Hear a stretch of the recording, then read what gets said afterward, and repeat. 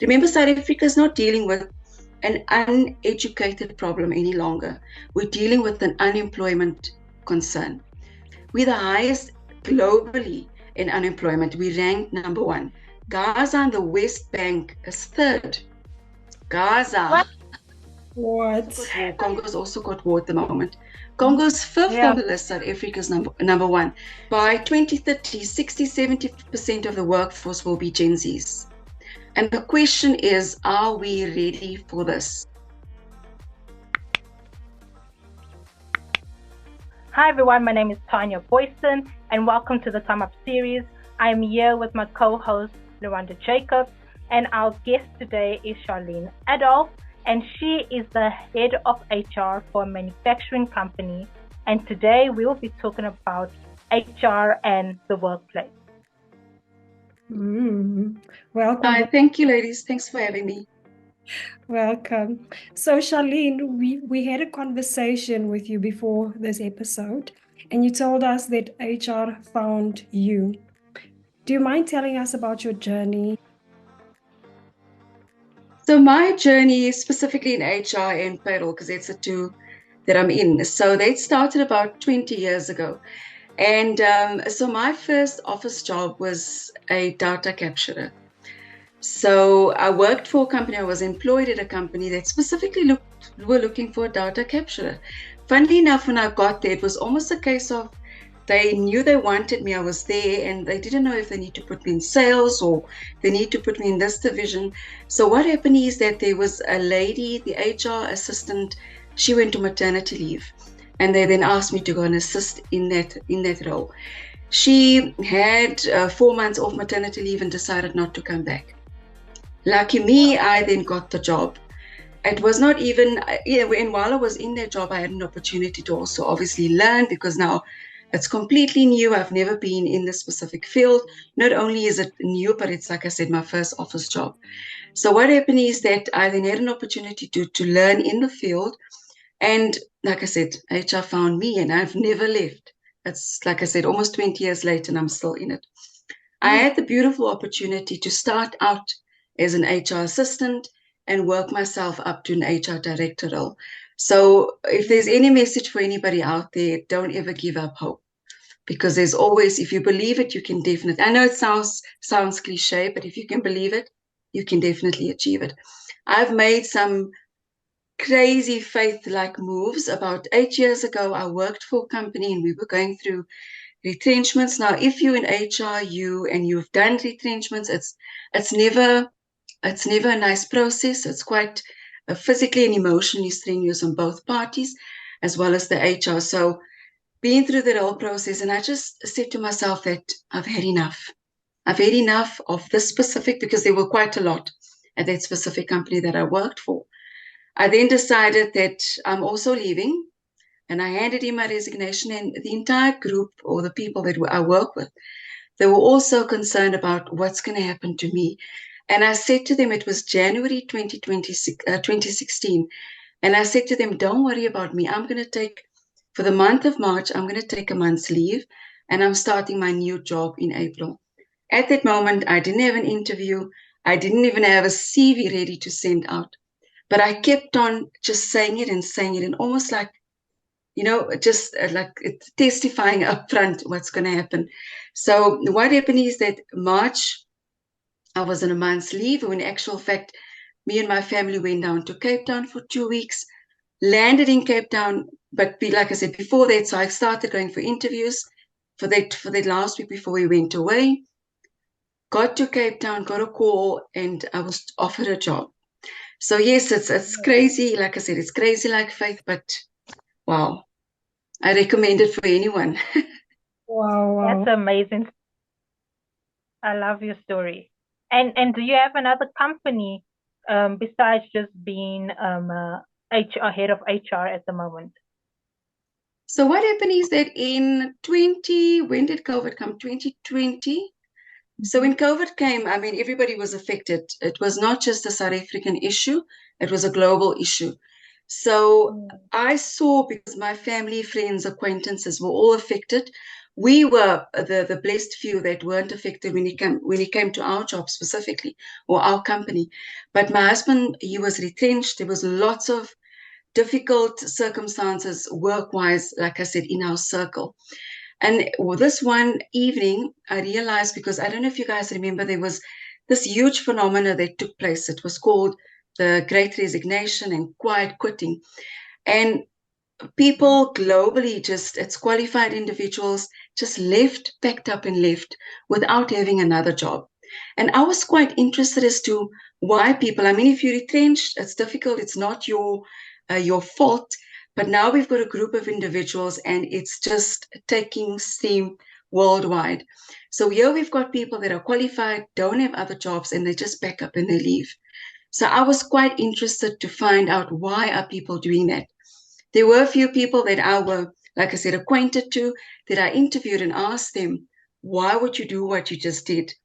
And people were leaving not because of jobs, or specifically because of workload or salary. People were leaving environments. People were leaving toxic environments. And that made up of a whole different reasons for it, but it was environments, it was culture. They just could no longer fit in with the culture. And it's out of that that our business Talent Waves were born. So what we do at Talent Waves, we don't just focus on specifically it's a recruitment company that focuses on culture. So yes, we tick the box when it comes to matching skills, matching qualifications, but we also focus on something that nobody else focuses on. It's culture. So we do like a culture assessment from both parties, the company as well as the individual, and that ultimately secures or makes sure that there's success and the individual stays at the company.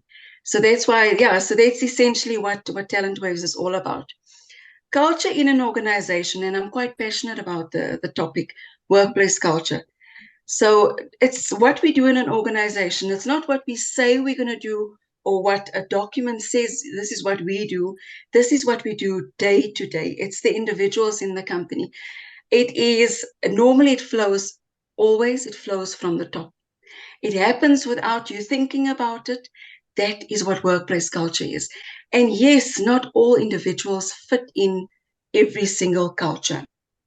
And what we do is, like I said, we're not a recruitment agency, because I know agencies has got quite a bad rap because of their costing, and there's a lot of misunderstanding also when it comes to agencies. So we're a recruitment company that focuses on placing people that match, that has a culture fit with the organization. We're not regarded, for lack of a better word, we're not really much more affordable or cheaper, but we're reasonably priced. Okay. Your company, Talent Waves, right? Yes. Okay. So then, based on your experience analysis over the years, do you think that HR is for the company and the employee? And do you think the majority of the companies need to improve on their work culture? I actually love that question because I get that quite often. So what happens is that a lot of people think, and it also depends, and that's the reason why I like the question, because everybody will have a different view of what HR is. So like I said, it depends on the culture, it depends on the work environment. So if I have a discussion, let's say with my neighbor, and ask her about her experience with HR, if it's for the company or as HR for the employees, everybody will have a different perception on it. But from my view, and this is me as an head of HR is for both the company as well as the employee. Remember, when an individual is now interested, they're job hunting. So they get an offer, they go for interviews, they get an offer. Normally, you get your letter of appointment. In that letter of appointment, it outlines what will be required of you, where you need to work, your hours that you need to work, job responsibilities are all listed. And what do? You sign. So you say, in exchange for these duties and these conditions, I will be earning X amount. So from a company's perspective, HR's role in summary is make sure that the company complies with what they said they're going to do, and make sure the employee does what they said they're going to do when they signed on the dotted line. So yes, HR in actual fact is for both company and employee. I like your answer. I like that. I know some people will disagree, but in actual fact, it's supposed to be for the company and the employee. And I just would like to know, why do you think HR is important for companies and small businesses? I know small businesses, I'm not sure if they really tap into HR as much as huge companies do. So why do you think it is important? HR is the front line of any organization, irrespective of its size. Remember, every company's got their own objectives and goals that they need to reach. They've got resources, it may be machinery, but it's the most important element, or the most important resource will be your people. And HR specifically is there to ensure that we employ the correct people so that we can reach the company's goals and objectives. So HR is the foundation. Without it, it's chaos. Remember, we've also got, South Africa's got one of the best labor laws, not just in, like I said, in Africa, but in the world, so much so that Canada actually copied South Africa's labor law. So what happened is that we've got all these labor laws that we need to comply with. Somebody needs to make sure that the company complies, because there's heavy fines and penalties should the company not comply. Just one more question. People always ask this question, or I think majority of employees are experiencing it now, that they're getting more work roles and they're not getting an increase in their salary. So they would like to know what's the next steps if they feel like they're not treated fairly and they're overworked and underpaid. Yeah, that's quite it's an interesting question, but it's also important to get a little bit more information, because there may be a lot of gaps in that specific person's like the statement that they made, the question that they've raised.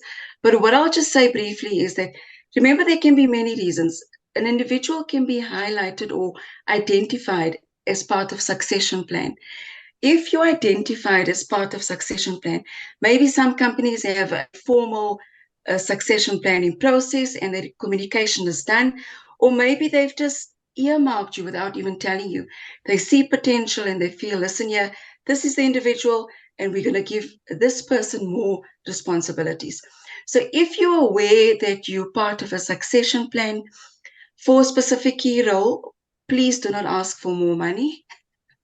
It would not be a good move. If you, like I said, the company can also be going through financial difficulty and people may be leaving and they're unable to afford to replace the individual. So I particularly also found myself in a position like that. And like I said, none of what people are going through, like I said, I've been here for 20 years. So none of this is new. So these circumstances, I've seen it play out. So if you find yourself in that specific situation, what I do recommend you do is, especially if it's work that you've never done, do it. Do the work and put it on your CV, because if you one day want to look for another job, you're in a better position to potentially earn more money. The third option is, if you feel that the environment allows you to speak up, go and speak to your manager. If you can't speak to your manager, go speak to your HR. If your HR is a Karen, go speak to Karen's assistant or somebody else that you can approach. But speak about it and see if there's a possibility that you can have that discussion. Somebody in the week, in actual fact, one of our managers asked me, listen here, Charlene, I've taken on X, Y, and Z. I wasn't specifically employed for all of this. What do you recommend I do? I then said to him, listen here, your manager's actually, your director is approachable. I recommend don't go there with emotions, because yes, we're emotional beings, but go there with facts. So be prepared. Go back, write down everything that you've done in addition, and go to him and obviously put the proposal down. In actual fact, I think it's tomorrow or Monday, we're sitting and we're going to have a discussion. And the director already told me, Charlene, we need to give him something. So if you don't ask, the answer will always be no. That's the reality. The fourth advice that I would give is, remember, if you've not tried all of this and nothing is working or your environment is not allowing you to speak up, remember you're not a tree. Move and get yourself another job. As difficult as it is, if you're unable to have these discussions, then you have to look for alternative employment. Okay. That's just a straightforward response. Thank you for that advice. Thank you for that response. So if I can just piggyback off of Tanya's question, when would you say is the right time for an employee to go to the CCMA if they feel like they have been treated unfairly? And with what grievances do they assist with? Can you also explain that to us? So what happens is that most companies, in actual fact, all companies, and you see why I say all companies, because if there's no HR, there wouldn't be policies in place. So all companies should have an internal grievance procedure. So if the aggrieved employee has got concerns, they can raise it up with HR, and most matters can actually be resolved internally. If it so happens that it remains unresolved, they have the right to go to the CCMA. So the CCMA, they deal with unfair labor practice, and they also deal with unfair dismissals, and they also deal with strikes. But when the individual has an issue with, let's say, for instance, a salary dispute, the CCMA does not have jurisdiction over that. They will need to go to the Department of Labor for that. Okay. And I think this is my last question. When people are looking for jobs, how does the recruitment agencies work? Especially, I think you've spoken about it before, especially when it comes to payment. Do you pay the recruitment agencies, or does the company pay the recruitment agencies? Okay. So traditionally, like I said, in our business specifically that started in 2021, 2022, we had a recruitment structure. So recruitment agencies, so most companies use recruitment agencies. So it's either they've got a system or they use an agent. So what the agencies do is they charge between 15 to 20% of the individual's annual cost to company. Just for example, if the individual earns 20,000 Rand, that's their cost to company per month. If you work it out plus VAT, the company pays for that placement almost 55,000 Rand for one individual.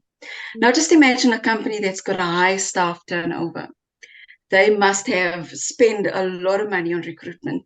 So yes, they do typically give you 3 months guarantee. If the individual leaves, then they'll give you a replacement free of charge. So the individual, the person that started at the company don't pay for it, but the company that employs the individual pays for it. Mm-hmm. Okay, thank you for the information. Okay, so one last question. Can we talk about mental health in the workplace? What are the workplace factors that affect one's mental health? So remember, as humans, we've got an innate need and desire for belonging. We want to belong. And that's also the basis of our company, Talent Waves. That's why we focus so much on culture fit. So we all want to feel that we belong. So immediately, and Maslow's put the hierarchy of needs so beautifully. So what happens is that if you don't feel like you fit, remember, it can be many things. You can possibly be excluded from meetings, decisions in the team. So it's many factors can influence your mental health within the workplace. Remember, South Africa is no longer dealing with, that's another thing that we also need to focus on. The workplace has changed. And our specific company, we've got quite a lot of people that is over retirement age that don't want to retire, specifically from a cost perspective. But if you look at, and I had a very interesting article in the week, by 2030, 60-70% of the workforce will be Gen Zs. And the question is, are we ready for this? And I can tell you now, we're actually not. A lot of work needs to happen. So what happens is that we need to start preparing for the Gen Zs coming into the workplace. I interviewed somebody last week that's my son's age, and I kept on feeling so sorry for this child because I imagine my son now going for an interview. He's 18 years old, and I promise you, it's a different kettle of fish altogether. We need to, the people in the workplace need to change. The managers need to change their mindsets. We need to change their mindsets. Remember, South Africa is not dealing with an uneducated problem any longer. We're dealing with an unemployment concern. Do you know that South Africa is the number one, we're the highest globally in unemployment. We ranked number one. Can I tell you where Gaza, it's war-stricken at the moment. Gaza and the West Bank is third. Gaza. What? Can I tell you that Congo, the Democratic Republic of Congo, that's going through, they've also got war. Congo's also got war at the moment. Congo's fifth on the list, South Africa's number one. So we've got a huge unemployment crisis in South Africa. And that's also what happened subsequent with COVID. So lots of companies, there's two countries that really infiltrated the recruitment space. It's America and it's the UK. So what they've done is they've got these massive, huge, fancy AI tech, high-tech recruitment systems. And what they do is in South Africa, they're selling it to South African companies.